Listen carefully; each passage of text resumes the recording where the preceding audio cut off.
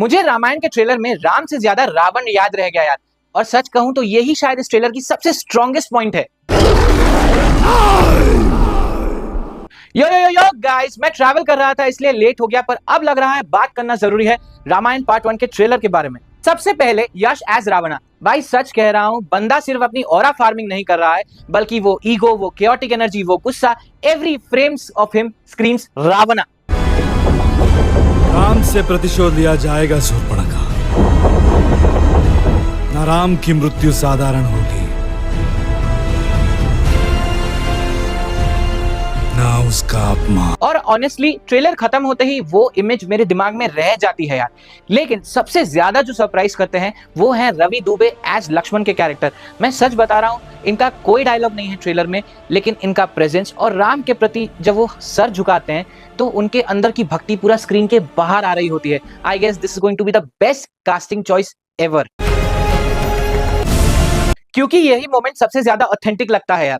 और हाँ, अब ये भी समझ में आ रहा है कि जब वो पहला टीजर आया था तो मेकर्स रेडी नहीं थे, मगर ये वाला ट्रेलर देखकर हम ये तो समझ सकते हैं कि the vision and the scale is literally larger than life, इसलिए ये ट्रेलर अच्छा लग रहा है।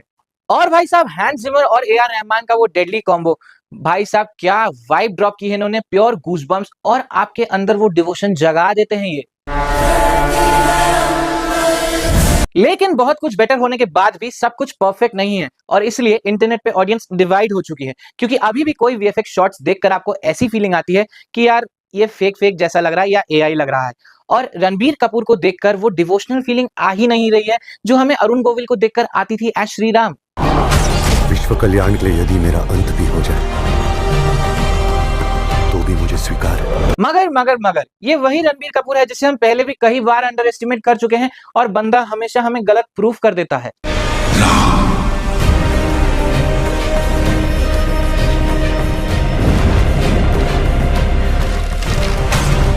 तो फाइनल जजमेंट थिएटर्स के लिए बचा के रखता हूं। आप तब तक कमेंट सेक्शन में ये जरूर बताइएगा कि इस ट्रेलर का असली शो स्टीलर था कौन, यश एज रावण या Ranbir Kapoor as Ram. Let the war begin guys.